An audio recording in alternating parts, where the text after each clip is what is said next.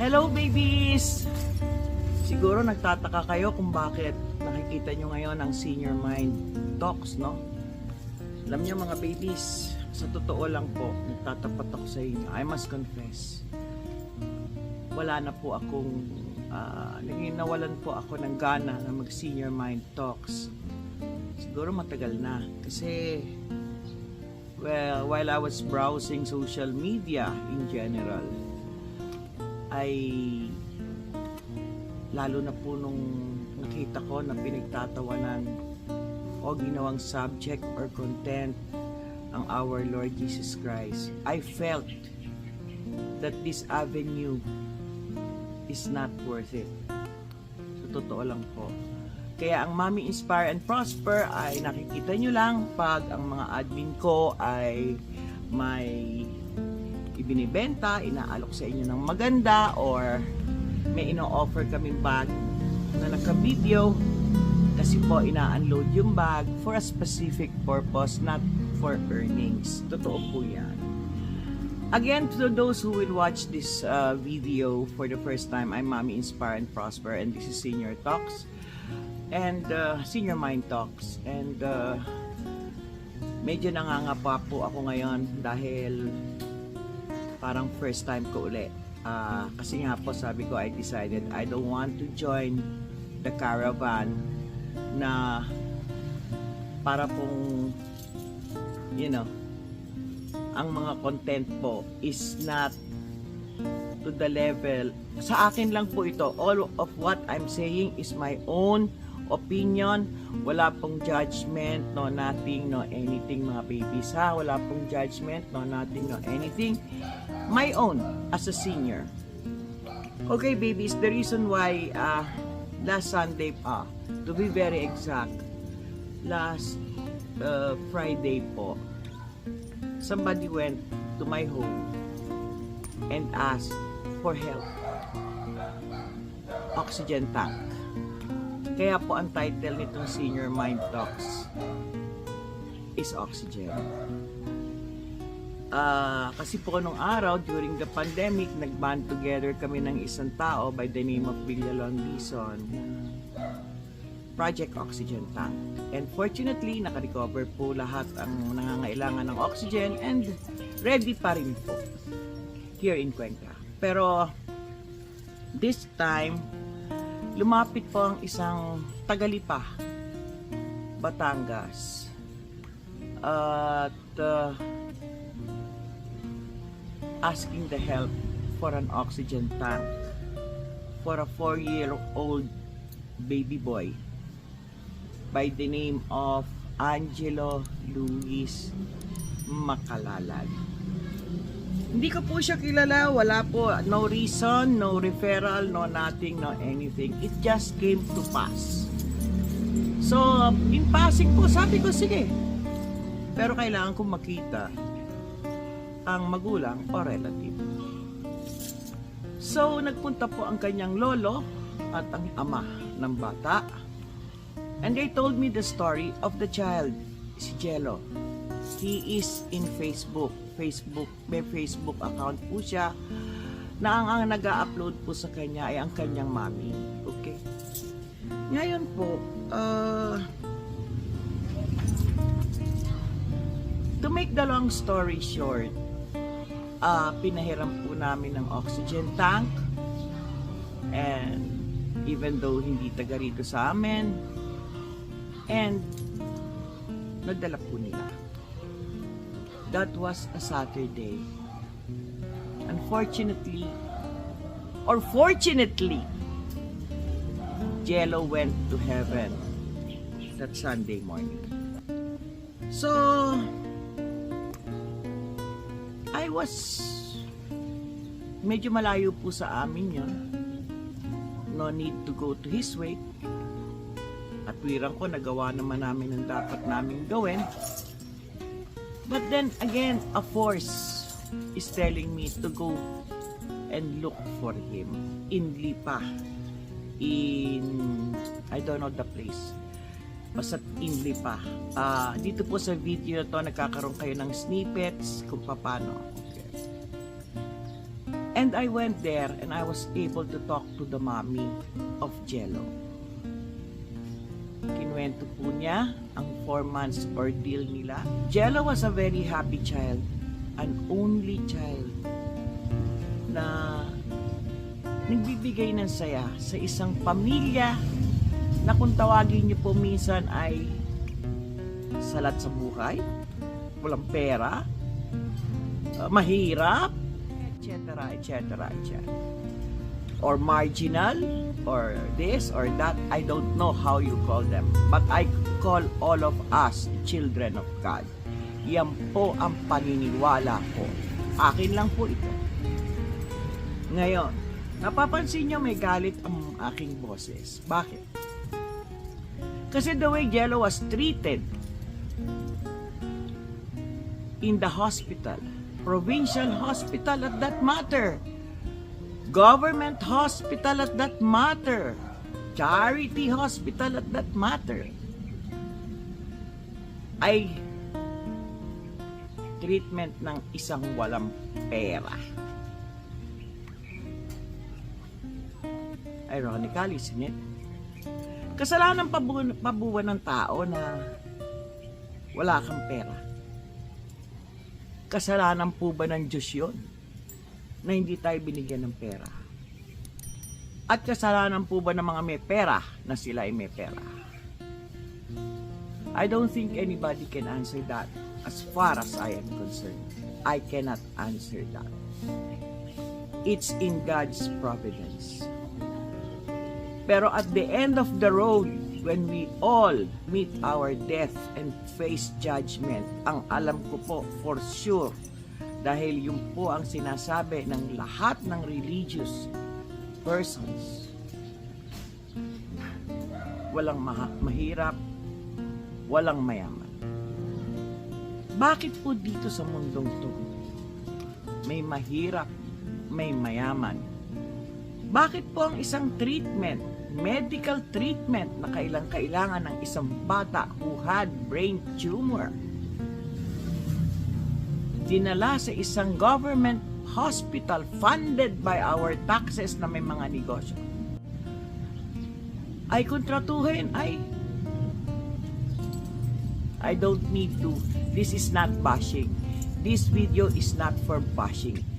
I am leaving the statement hanging kasi alam nyo kung ano ang ibig kong sabihin.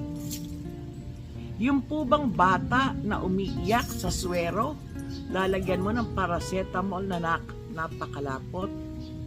Yung po ba ay dapat ikagalit ng isang nurse dahil bakit daw umiiyak ang 4 years old? Tama po ba yun?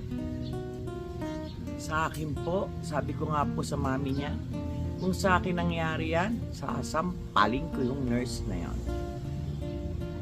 In pain ang bata. Paracetamol ang lapot. Di po ba?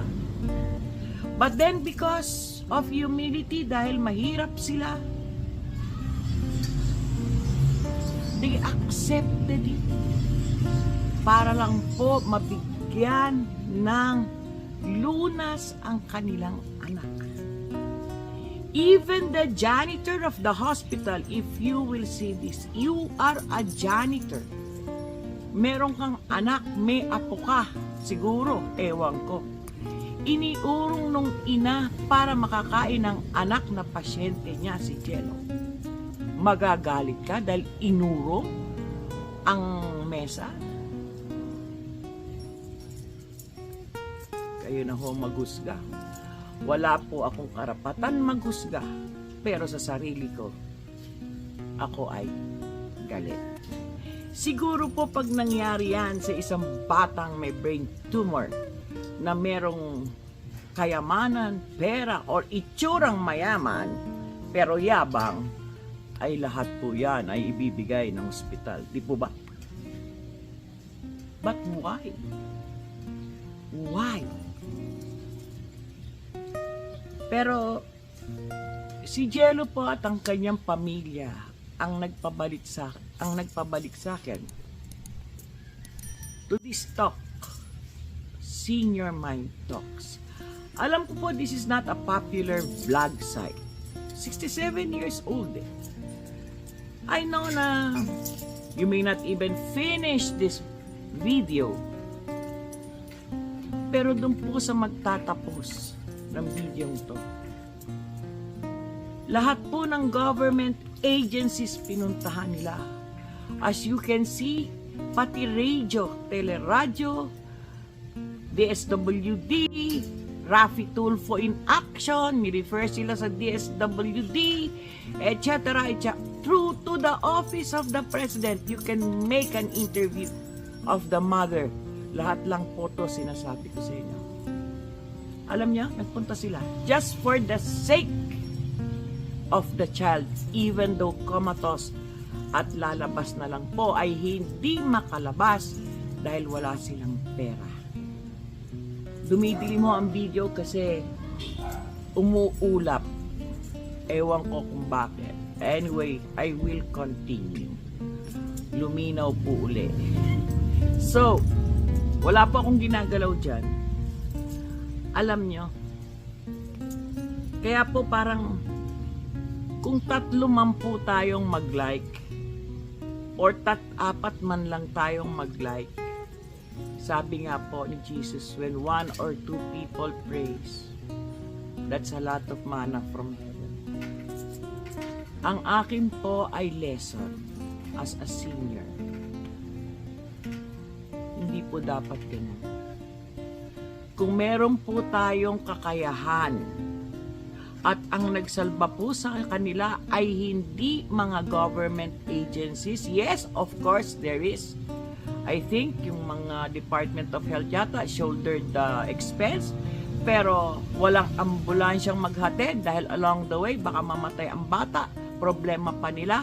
So, they had to spend 10,000 plus during the ambulance na iniintay nila, they had to add sa UERM ang bill. Why? Kasi po nakamakina ang mata.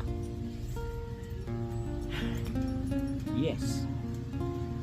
Kung hindi nyo pa po nararanasan o wala kayong naririnig na ganyan, ako po nagulantang. Kasi ang dami ko na rin po namang na-handle. Pero hindi po ganyang nakakaiyak. Tingnan nyo po ang Facebook account ni Jello na ang nagsulat ay ina. Cancer of the brain po siya. Because of lack of, sabihin na natin, lack of money, lack of medical care, lack of medical attention. Magalit kayo sa akin, kayong mga nasa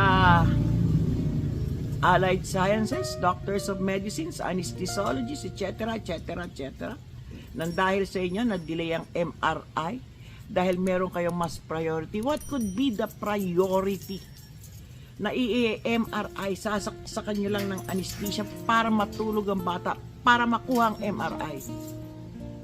You had to postpone it for 2 weeks because you have other priorities. What priority is that? The priority of paying patients. Yan po ang naiisip. Pero, yan po ang pera eh. Nasabihin natin, kaya tayo nagtatrabaho para magkapera tayo. Hindi po. Gusto natin magkapera para wag tayong tratuhin ng society na katulad ng ginawa sa Makalalad family. I hope and I pray, babies, na wag na pong mangyari sa inyo. And most of all, I pray. I know Jello is in heaven. Ang purgatory po niya ay yung pain niya of 4 months. Pain of neglect from the medical field. Pain of not caring.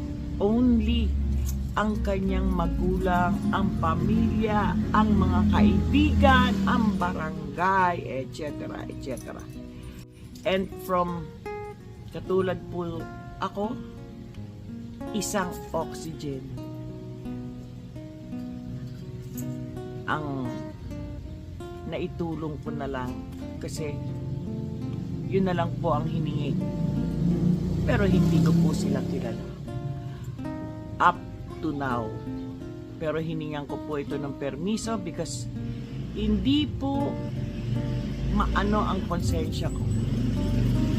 As I have said earlier, babies, ayoko na pong gumawa ng Senior Mind Talks.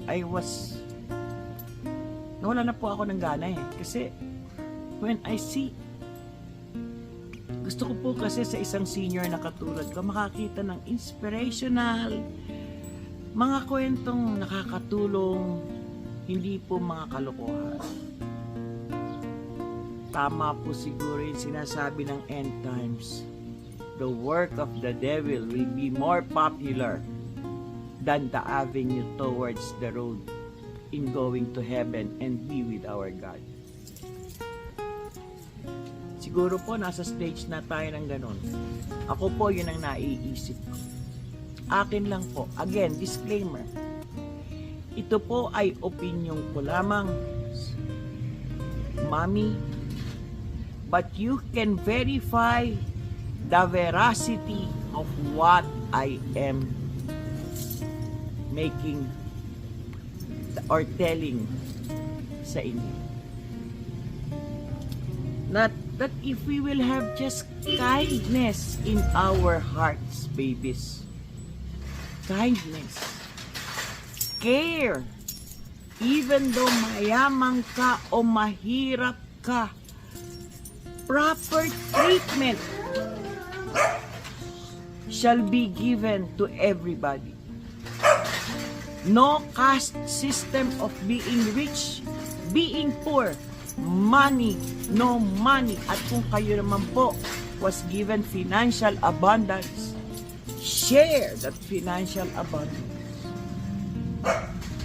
Maaring hindi po kayo nalapitan ni Jello, ng nanay ni Jello, pero marami pa pong ibang Jello case.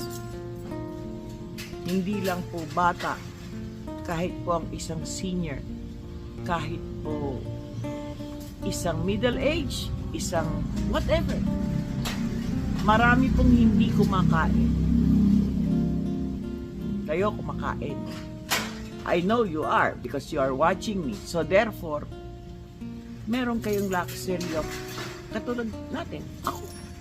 Luxury of video, may admin, may set up, etc. etc. But I didn't bother to dress up and be, mag-ano pa sa inyo. Hindi. Wala na po akong ganon. So nakita ko at na-experience ko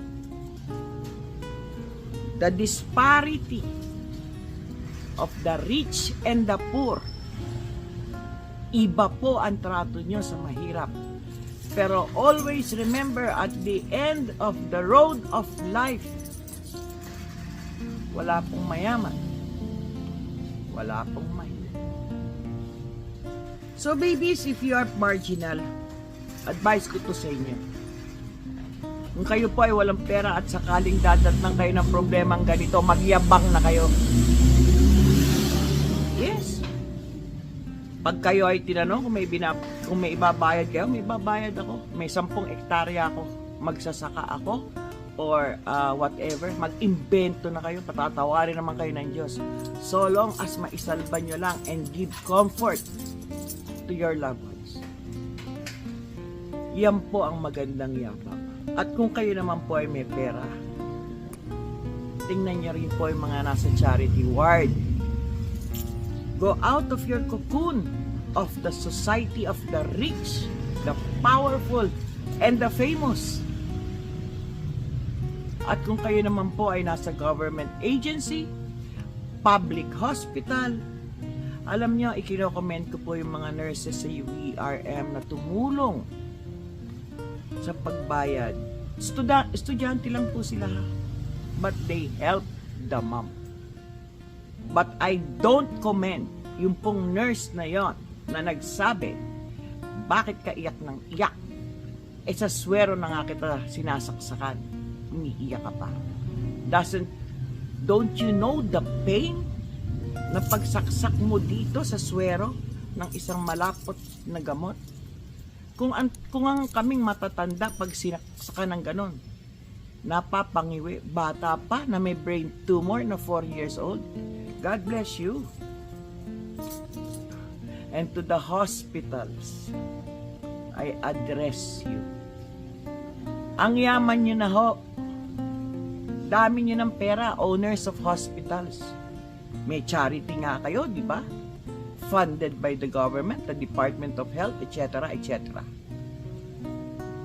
For a poor family to be gumastos ng kulang-kulang kalahating milyon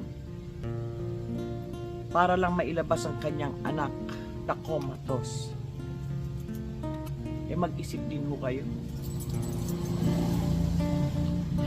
Hindi nyo madadala yung perang yan.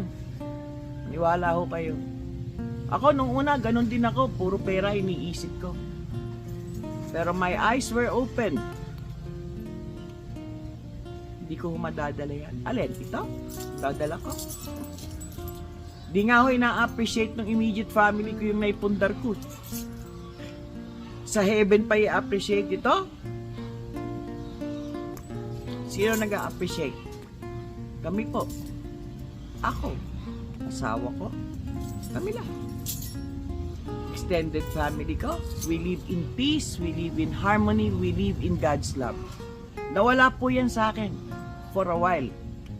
This past few months. Kasi po, nabombard ako ng kung ano-anong information. Hindi nyo lang po kasi alam kung ano ang background ng trabaho. At I don't need to tell you that. Basta to sa akin. To the family of Jello, to those who help Jello, nakangiti po si Jesus at si mahal na ina sa inyo.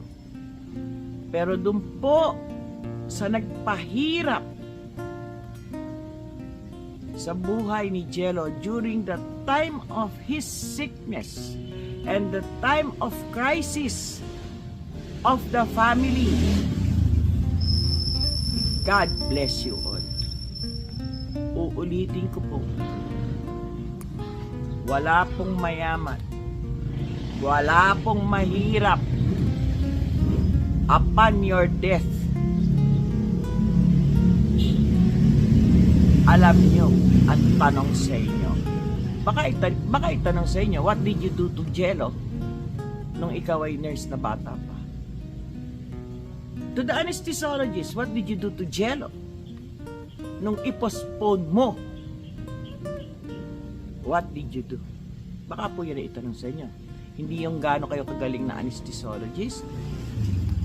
To the owner of the hospital who charged $500,000. Babayaran nyo ba ang abogado nyo sa heaven para makapasok kayo? Wala pong abogado doon. Sabi po ng ating Panginoon Diyos. It is not what we did here on earth kung gaano tayo kayaman o gaano tayong kahirap. Lahat po tayo kahit mayaman, nawawalan po yan ng pera, maniwala kayo, ang utang po niyan malaki. Totoo po yun. Kaya kayo o ako, pag pinasok po ng ganyang challenge, huwag po kayong matatakot. Alam niyo kung bakit? Pantay lang po. Kung kailangan umarte kayong mayaman, magmayabang na kayo. Mayaman kayo. Kahit fake, isuot nyo para lang makalusot ang pasyente ninyo. That is my advice and my own opinion. Wala na pong iba. That's why the title of this Senior Mind Talks, Oxygen. Alam niyo, mga mayayaman, binabayaran po nila oxygen nila. Totoo po yun. Pero ang mga sinasabi nilang mahirap o walang pera, nahiwala po sa akin yan. Hindi po ako niniwala dun. Kasi minsan naman po talaga walang pera. Kahit naman mayaman, sabihin nyo kayo mayayaman. Dahil wala naman kayong pera. Gusto lang kayo sa branded, gusto lang kayo sa ganito, pero wala rin. Let there be equality. Yun lang po sana, pero again, I do not know where this video will will live. I surrender this video to the Lord. And again, ngayon lang po ako nakagawa ng ganitong video mahaba. Sasabihin nyo may ads for the ads. I don't care about the ads. Di ko nga ho alam paano ako nagka-ads eh. I don't care about that. Pero sabi nga, pag daw tinapos ang ads, may income. But my income comes from the Lord, our God. Babies, sorry po, I have to run. I have. Talaga pong galit ako. Kayo rin po lumagay sa katayuan ng magulang ni Jello. Jello is an angel. He doesn't need. Sabi nga po ng bata daw sa kay mama niya, Mama, huwag mo na akong ipagamot. Jesus will heal me. Si Jesus ang manggagamot sa akin. In all the innocence of the child, alam po niya, kay Jesus lang siya. Sana po, marami pa naman po tayong pagkakataon. Sabi nga, tomorrow we will never know. But if tomorrow comes at dumating sa inyo yan, let us share. Kung wala po tayong financial, let us share our time. Let us share our food. Let us share what we have. Hindi po natin ikakahirap yan. Dati naman po yun eh, di ba? Mga babies. So again, on this note, I don't know when I'll be back. I hope magkaroon na ako ng inspiration to go on with the Senior Mind kasi po naging advocacy ko to during the pandemic. This was the avenue given to me by God for Feed the Hungry. And this was also the avenue, this channel, Mommy Inspire and Prosper page, was the channel together with Carmela Beloved for Feed the Hungry. Sana po magkaroon ako ng will again to talk. And wag na pong maapektuhan sa mga nakikita ko. Again, babies, God bless you all. Blessings of excellent health and financial prosperity be with you all. And please pray for the eternal repose of Jello, a 4-year-old boy, an only child. And for the mom, and pray for the mom and the dad and the lolo and the lolas. Nasa grief po sila ngayon. And if you want to investigate more, ilalagay po dyan ang Facebook account ni Jello. And if you want to know what really happened, it's not up to me. It's up to the parents, especially the mom. Very eloquent po siya. Point for point, point for point. Pag hindi po tayo na-touch, ewan ko na. Again, I would like to say, I don't know them. I know they will watch this. But to the Makalalad family, I bow down. I bow down. Kahit po from the lolas to the lolos to the kapitbahay to whoever uplifted them, I all bow down to you. How I pray that everybody here on this earth will be like you. Wala na pong war ang Israel at Hamas pag nagkaganon po tayo. Christmas is coming. Sabi nga natin, let there be peace on earth. And doon po naman sa mga kapo kayo'y nahinga ng tulong, nag-e-expect pa kayo ng kapalit. Ang sabi ko lang po sa mag-asawa, do not anymore force yourself to return the favor. Pero pag binigyan kayo ng pagkakataon, tulad po ng nangyari sa buhay ko nung bata ako, ang daming tumulong. Pay it forward. Yun po ay nakita ko kay Darman. Pay it forward. How do you pay it forward? Tumulong po kayo sa iba. Wala pong mayaman, mahirap sa pagtulong. Wala. With this in mind, I say, maraming salamat po. And sabi ko nga, I don't know where this video will come. Kung gusto nyo ako i-bash, bash nyo na ako. Lalabanan ko naman kayo. Pero if you like what I've said, just give me a like para ma-inspire po ako. Ang dami ko pong maikikwento sa inyong ganito. Different stories. Okay, babies. Bye-bye.